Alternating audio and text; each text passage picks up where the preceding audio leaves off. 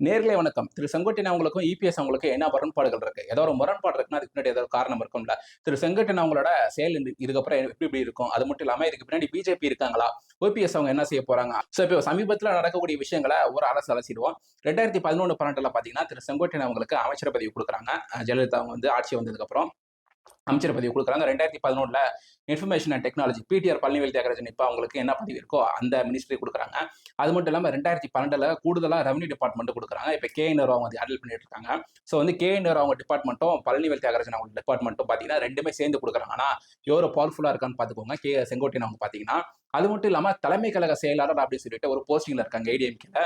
So வந்து கட்சி பதவி மற்றும் அமைச்சரவை பதவி கூட பார்த்தீங்கன்னா இப்ப 2 மினிஸ்டருக்கு தனித்தனியா இருக்கு. அது ரெண்டுமே சேர்த்து இருக்கு. ஸோ வந்து பவர்ஃபுல்லான ஆளா இருக்காங்க. அது மட்டும் இல்லாம பாத்தீங்கன்னா 1972லயே பாத்தீங்கன்னா அந்த கட்சியில வந்து சேர்ந்தார். கட்சி ஆரம்பிச்ச போது டே ஒன்ல இருந்து அவர் இருக்காரு. 1982ல வந்து பாத்தீங்கன்னா 1986 இந்த டயத்துல தான் இபிஎஸ் அவங்க கட்சியில சேர்றாங்கன்னு நினைக்கிறேன். 1982லயே வந்து 12 இளைஞர்கள் அமைச்சரவை சேர்க்கணும் அப்படின்னு சொல்லிட்டு எம்ஜிஆர் நினைக்கிறாங்க. 12 இளைஞர்களை அப்போ 40 வயசுக்கு 35 வயசு கீழே இருக்கக்கூடிய அமைச்சர்களை வந்து சேர்க்கணும்னு நினைக்கிறாங்க. 12 பேரை. அப்போ செங்கோட்டையன் அவங்களோட பேர் வந்து ஃபர்ஸ்ட் இருந்தது. அதுக்கப்புறம் ஏவாவேலு அவங்க பேர்லாம் அதுல இருந்தது. அப்ப பாத்தீங்கன்னா அந்த கொங்கு பகுதியில வந்து பாத்தீங்கன்னா இபிஎஸ் அவங்க வேலுமணி இவங்களுக்குலாம் பார்த்தீங்கன்னா செங்கோட்டையன் அப்படின்றவங்க பார்த்தீங்கன்னா ஒரு ரோல் மாடலா இருக்காங்க.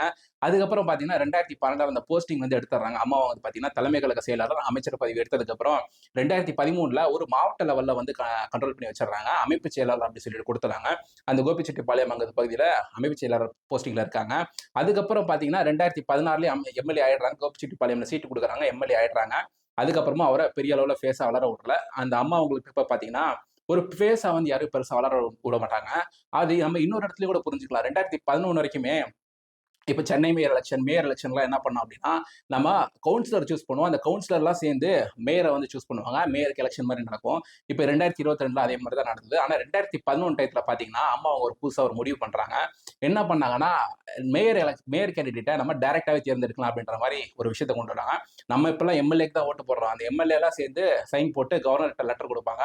அவங்களுக்கு பதவி பிரமாணம் பண்ணி வைப்பாங்க. அதே மாதிரி தான் மேயர் அவங்களுக்கும் கமிஷனர் அந்த மாதிரி ஆளுக்கு வந்து பதவி ஏற்பு பண்ணி வைப்பாங்க.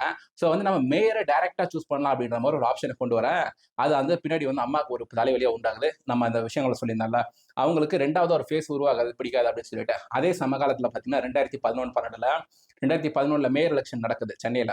அந்த மேயர் எலெக்ஷன்ல பாத்தீங்கன்னா சைதை துரைசாமி அவங்க ஏடிஎம்கே கேண்டிடேட்டா நிக்கிறாங்க. அவர் பாத்தீங்கன்னா டிஎம்கே கேண்டிடேட்டோட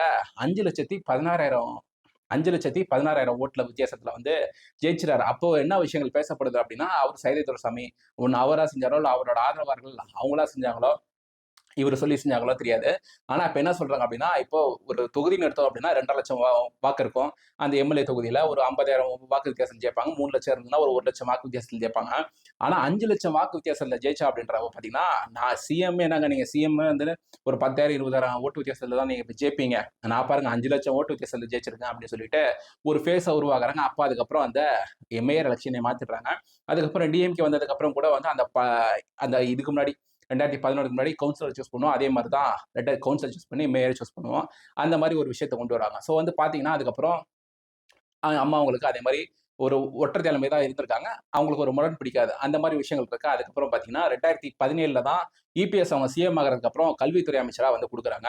குடுக்குறப்ப திரு செங்கோட்டையன் அவங்க வந்து அதுக்கப்புறம் செங்கோட்டையன் அவங்களுக்கு இபிஎஸ் அவங்க தான் பதவி தராங்க.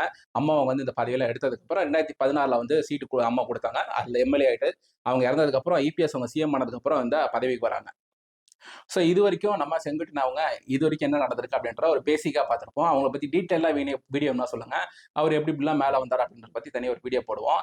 இப்ப என்ன விஷயம் நடக்குது அப்படின்னா, திரு செங்கோட்டையன் அவங்களுக்கு 2021க்கு அப்புறம் வந்து இப்போ ரீசெண்டா வைக்கக்கூடிய குற்றச்சாட்டு என்ன அப்படின்னா, திரு செங்கோட்டையன் அவங்க என்ன சொல்றாங்கன்னா, ஏடிஎம்கேல குடும்ப கட்டுப்பாடு வந்து இபிஎஸ் அவங்களோட குடும்பத்துல இருக்கக்கூடிய வந்து பாத்தீங்கன்னா ஆளுமை நிறைய செலுத்துறாங்க. இப்ப மிதுன் பழனிசாமி அவங்களோட மைத்துனர் இந்த மாதிரி நிறைய பேர்லாம் வந்து பாத்தீங்கன்னா இவங்க கிட்ட அந்த கொங்கு பகுதியில வந்து நிறைய கண்ட்ரோல் எடுக்கிறாங்க அப்படின்ற மாதிரி விஷயங்கள்லாம் செங்கோட்டையன் அவங்க சொல்றாங்க. அதை என்ன சொல்றாங்கன்னா குடும்ப அரசியலா சொல்றாங்க. இப்போ நிறைய விஷயங்கள் நான் வந்து பழைய வீடியோஸ்லயும் குறிப்பிட்டிருந்தேன். இப்போ இபிஎஸ் அவங்க பாத்தீங்கன்னா இவங்களெல்லாம் சேர்த்தா வெற்றி பெறலாம் தெரியும். ஆனா ஏன் வந்து சேர்க்க மாட்டாங்க அப்படின்னா அந்த கட்சி வந்து அவங்க கண்ட்ரோல்ல இருக்கணும். அதுக்கப்புறம் வந்து அவங்களோட பையன்கிட்ட கண்ட்ரோல் போகணும்னு நினைச்சிருந்தா மட்டும்தான் அவர் வந்து இவங்களெல்லாம் சேர்க்க மாட்டோம் அப்படின்னு சொல்ல முடியும். ஏன்னா இவங்களெல்லாம் சேர்த்தோம் அப்படின்னா ஓபிஎஸ் அவங்க சின்னம்மா அவங்க, அது மட்டும் இல்லாம டிடி தினகரன் அவங்கள எல்லாம் சேர்த்தோம் அப்படின்னா ஓட்டு மைனஸ் ஆகுமானா கிடையாது. ஒரு 1% 2% ஓட்டு கூட தான் செய்யும். அது வந்து ஒரு அரசியல்வாதி விரும்ப தான் செய்வாங்க.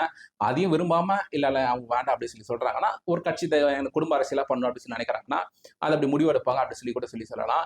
அது அப்படி குடும்ப அரசியலா இருந்தா அதுக்காக முரண்பட்டுருவாரா அப்படின்னு கேட்டீங்கன்னா, அவங்களுக்கு என்ன விஷயங்கள் தெரியுது அப்படின்னா, செங்கோட்டையன் அவங்களுக்கு இந்த திருப்பி எம்எல்ஏ சீட் கொடுக்க மாட்டாங்க அவருக்கு. அந்த மாதிரி விஷயங்கள் அவர் கேள்விப்பட 2026ல அவருக்கு எம்எல்ஏ சீட் கொடுக்க மாட்டாங்க அப்படின்ற மாதிரி விஷயங்கள் அவர் கேள்விப்பட, அவர் வந்து ஒரு அப்ப அந்த 2024ல வந்து பிஜேபி கூட்டணி வேணும் அப்படின்னு சொல்லிட்டு 5 முன்னாள் அமைச்சர்கள் போயிட்டு இபிஎஸ் அவங்ககிட்ட பிஜேபி கூட கூட்டணி வச்சிடலாம் அந்த மாதிரி விஷயங்கள்லாம் சொல்ல, அப்போ வந்து இபிஎஸ் கூட பிஜேபி கூட எல்லாம் கூட்டணி கிடையாதுப்பா, தனிச்சு தான் போட்டி போடும் அப்படின்னு சொல்லிட்டு அப்பயும் இபிஎஸ் அவங்க வந்து ஒரே ஆளா தான் முடிவு பண்றாங்க. அது எதுக்காக வந்து வேண்டான்னு சொல்றாங்க எதுவுமே தெரியாது. ஸோ வந்து ஒற்றை தலைமை எடுத்துட்டு இருக்காங்க. அந்த 5 பேர்ல ஒருத்தரா இருக்காங்க. அதுல வந்து வேலுமணி எல்லாம் இருந்திருக்காங்க அப்படின்னு கேள்விப்படுறோம். ஸோ அந்த முரண்லாம் ஆல்ரெடி இருந்திருக்கு. இவருக்கு என்ன விஷயம் வருதுன்னா, எம்எல்ஏ சீட் திருப்பி கொடுக்க மாட்டாங்கன்ற விஷயம் வரப்ப, அப்போ வந்து பிஜேபி அவங்களுக்கு ஆல்ரெடி என்னவா இருக்கு அப்படின்னா, 2021லயே பாத்தீங்கன்னா, நீங்க வந்து டிடிவி தினகரன் அவங்கள சேர்த்துக்கிட்டீங்கன்னா, நம்ம வந்து ஒரு 3% 4% வந்து ஓட்டு வித்தியாசம் ஜாஸ்தியா எடுக்கலாம். அப்புறம் மாதிரி அமித்ஷா அவங்க சொல்ல, அதே மாதிரி தான் பாத்தீங்கன்னா 2021 தேர்தலில் பாத்தீங்கன்னா, ஒரு 4% ஓட்டு வித்தியாசத்துல தான் வந்து ஏடிஎம்கே தோக்குறாங்க. 44% டிஎம்கே எடுக்கும். இவங்க 39% எடுத்திருந்தாங்க. ஒரு 5% ஓட்டு வித்தியாசம். ஆனா இந்த ஒரு 3% வந்து திரு டிடிவி தினகரன் அவங்க எடுத்திருந்தாங்க. அந்த 3% நீங்க சேர்த்திருந்தோம் அப்படின்னா, ஏடிஎம்கேக்கு இன்னும் ஒரு 30 சீட் ஜாஸ்தியா கிடைச்சிருக்கும் அப்படின்றது மாற்று கருத்தே கிடையாது. அந்த ஓட்டுலாம் நீங்க சேர்த்து பாத்தீங்க அப்படின்னா, ஒரு 30 சீட்டுன்றது சேர்ந்திருக்கும். இப்ப டிஎம்கேக்கு ஒரு 25 சீட் கம்மியா இருக்கும். இந்த கூட்டணி கட்சிகளுக்கு ஒரு 5 சீட் கம்மியா இருக்கும். ஸோ அப்ப டிஎம்கேக்கு மெஜாரிட்டி கிடைச்சிருக்காது. ஸோ வந்து க்ளோஸ் கண்டெஸ்டா இருந்திருக்கும். ஒரு 90 சீட்டா இருந்திருக்கும். அப்போ வந்து அந்த நடக்கக்கூடிய ஆட்சி பேரங்களே வேற மாதிரி இருந்திருக்கும். ஸோ அப்பையிலேருந்து பார்த்தீங்கன்னா, பிஜேபிக்கு என்ன எண்ணமா இருக்கு அப்படின்னா, பழைய ஏடிஎம்கே இருந்தா மட்டும் தான் இப்ப இருக்கக்கூடிய திமுக கூட்டணி, திமுகன்றது கிடையாது. இப்ப இருக்கக்கூடிய திமுகவை வீழ்த்தணும் அப்படின்னா, பழைய அதிமுக இருந்தா மட்டும் தான் வீழ்த்த முடியும் அப்படின்றது பிஜேபியோட எண்ணமா இருக்கு. ஸோ அதுக்கு திரு செங்கோட்டையன் அவங்கள பயன்படுத்துவாங்க அப்படின்னா, பயன்படுத்துறதுக்கு நிறைய வாய்ப்பு இருக்கு. ஆனா திரு செங்கோட்டையன் அவங்க தான் பார்த்தீங்கன்னா, பிஜேபி தலைமை வந்து இந்த விஷயத்த அவங்களுக்கு சொல்லவே இல்ல. அவரே தான் வந்து செப்டம்பர் 5ஆம் தேதி போயிட்டு பிரஸ் மீட் வச்சாங்க. அப்புறம் மாரி விஷயங்கள்லாம் சொல்றாங்க. அதுக்கப்புறம் பார்த்தீங்கன்னா, செப்டம்பர் 5ஆம் தேதிக்கு அப்புறம் பார்த்தீங்கன்னா, ஹரித்வாருக்கு போறேன் அப்படின்னு சொல்லிட்டு டெல்லிக்கு போயிட்டு வந்தாங்க அப்படின்னு சொல்லி எல்லாம் பார்த்தோம். அந்த டெல்லிக்கு போனப்ப அமித்ஷா அவங்கள பார்த்தாங்க. நிர்மலா சீதாராமன் வந்து பார்த்தீங்கன்னா, அதே இடத்துல அவர் என்ன விஷயத்த சொல்ல வராரோ, நம்ம ஒரு நம்பிக்கையான ஆள் இருந்தா நமக்கு அப்படியே டிரான்ஸ்லேட் பண்ணி சொல்லுவாங்க அப்படின்னு சொல்லிட்டு, அமித்ஷா அவங்க நம்பினார் அப்படின்னு சொல்லிட்டு நிர்மலா சீதாராமன் மேடம்ல கூப்பிட்டாங்க. ஸோ இப்ப செங்கோட்டையன் அவங்கள வந்து கட்சியிலேருந்து நீக்கினதான். அவர் மன்னிப்பே கேட்டா கூட இபிஎஸ் அவங்க கட்சியிலேருந்து சேர்க்க மாட்டாங்க. சேர்த்தா கூட எம்எல்ஏ சீட் கொடுக்க மாட்டாங்க. ஸோ எம்எல்ஏ சீட் கொடுக்க மாட்டாங்க அப்படின்றப்ப, இவங்களும் வந்து கண்டிப்பா மன்னிப்புலாம் கேட்கவே மாட்டாங்க. அது 2 பேரோட அகராதியே இல்ல அப்படின்ற மாரி தான். என்னோட அகராதியில நான் உங்கள கட்சியிலேருந்து சேர்க்க மாட்டேன். என்னோட அகராதியில நீ கட்சியில சேர்த்துக்கினா கூட நான் மன்னிப்பு கேட்க மாட்டேன் அப்படின்றது தான் 2 பேர் முனறலா இருக்காங்க. ஸோ வந்து ஒண்ணு செங்கோட்டையன் அவங்களுக்கு இருக்கக்கூடிய ஆப்ஷன்ஸ்லாம் என்ன அப்படின்னா, பிஜேபியில போய் சேர்றது. ஒண்ணு டிஎம்கேல போய் சேர்றோம்னா, அது வந்து அவருக்கே வந்து ரொம்ப பெரிய பேக்லாஷா தான் போய் முடியும். ஏன்னா இவ்வளவு வருஷமா நீங்க 55 வருஷமா டிஎம்கேக்கு எதிரா தான் நீங்க அரசியல் பண்ணிட்டு இருக்கீங்க. ஸோ வந்து இப்ப நீங்க போய் டிஎம்கேல செஞ்சீங்கன்னா என்ன அது அப்படின்னு சொல்லிட்டு அந்த விஷயங்கள்லாம் வரதுனால, அவர போய் பிஜேபியில சேரலாம். இல்ல அப்படின்னா டிவிகேல போய் சேர்றது அவருக்கு வந்து ரொம்ப இது விஷயமா இருக்கும். ஏன் அப்படின்னா 2026க்கு அப்புறம் டிவிகே என்ன எடுப்பாங்க? மக்கள் நீதி மய்யம் மாரி எடுப்பாங்களா? ஸோ வந்து அது நமக்கு பேக்லாஷா கூட முடியும். ஸோ வந்து பிஜேபி கிட்ட போனோம் அப்படின்னா 2029, அதுக்கப்புறம் 2034, அதுக்கப்புறம் 2031 அப்படின்னு சொல்லிட்டு நமக்கு ஏதாவது எம்எல்ஏ சீட் இந்த மாதிரி கிடைக்கும் அப்படின்ற மாதிரி ஒண்ணு பிஜேபி போறதுக்கு ஆப்ஷன் இருக்கு. இல்ல அம்மா மக்கள் முன்னேற்ற கழகத்துல சேர்ந்து எப்படியா ஒண்ணு அவரு ஒரு முடிவு எடுக்கணும். இப்போ வந்து திமுக வீழ்த்தணும் அப்படின்னு சொல்லி நினைச்சாங்க அப்படின்னா, அவர் பிஜேபிக்கு போற ஆப்ஷன் இருக்கு. இல்ல எனக்கு இபிஎஸ் அவங்களோட ஓட்டு வந்து நம்ம ஒருங்கிணைச்சு அவரோட ஓட்ட நம்ம பிரிச்சு அவர் தோக்கடிக்கிறதா நம்மளோட வேலையா இருக்கணும் அப்படின்னு நினைச்சாங்கன்னா, அவர் டிவிக்குள்ள போய் சேரலாம். அம்மா மக்கள் முன்னேற்ற கழகத்துல போய் சேரலாம். இப்ப திரு செங்கோட்டையன் அவங்க வந்து இந்த கேஸ் போட்டிருக்காங்க. அந்த கேஸ்ல வந்து ஏதாவது பலன் அளிக்குமானா, பலன் கண்டிப்பா அடிக்காது. செங்கோட்டையன் அவங்க என்னதான் கேஸ் போட்டாலும் பலன் அளிக்காது. ஏன்னா அப்படின்னா, டிடிவி தினகரன் அவங்க போட்ட கேஸ் பெண்டிங்ல இருக்கு. சசிகலா அவங்க போட்ட கேஸும் பெண்டிங்ல இருக்கு. ஓபிஎஸ் அவங்க போட்ட கேஸும் பெண்டிங்ல இருக்கு. எல்லாரோட போட்ட கேஸ்லயுமே வந்து பெண்டிங்ல இருக்குன்னா, ஆல்ரெடி தீர்ப்புகள்லாம் வந்து இவர் தான் கட்சி, இவர் தான் சின்ன அப்படின்னு சொல்லிட்டு எல்லாமே இவர்கிட்ட வந்ததுக்கு அப்புறம், அவர் இருக்கக்கூடிய மேல்முறையீடு தான் அதுல இருக்கு. ஸோ வந்து இதுல நமக்கு என்ன தெரியுது அப்படின்னா, திரு இபிஎஸ் அவங்க கிட்ட பேப்பர்ஸ், டாக்குமெண்ட்ஸ் எல்லாம் வந்து கரெக்ட்டா இருக்கு. அந்த ப்ரொசீஜரா வந்து அந்த செருப்புலாம் தூக்கி போட்டு, பாட்டில்லாம் தூக்கி போட்டு, ஓபிஎஸ் அவங்கள வந்து அந்த இடத்துல இருந்து வரவிடாம பண்ணியிருந்தா கூட, அது வந்து முரண்கள் அந்த இடத்துல நிறைய சூழ்ச்சிகள் இருந்தா கூட இந்த ஒர்க்ஸ் அப்படின்னு சொல்லுவாங்கல்ல, பேப்பர் ஒர்க்ஸ்லாம் வந்து ஆரம்பத்துல இருந்தே ப்ராப்பரா பண்ணிட்டு வந்திருக்கிறதுனால, என்னதான் கோர்ட்டுக்கு போனாலும், இந்த செங்கோட்டையன் அவங்க போடுற கேஸ்ன்றது ஒரு விஷயமும் பலனளிக்காது. அவர் அரசியல் ரீதியா அரசியல் கட்சியில சேர்ந்து இல்ல அரசியல் பண்ணி மட்டும் தான் அவர் ஏதாவது ஒரு பலன் வச்சிருக்காரு, அவர் ஏதாவது ஒரு நோக்கம் வச்சிருக்காருன்னா அதை நிறைவேற்ற முடியும். ஸோ பிஜேபி ஆரம்பத்துல அந்த பிளான்ல இருந்திருப்பாங்களா அப்படின்னா, ஆரம்பத்துல இருந்திருப்பாங்க.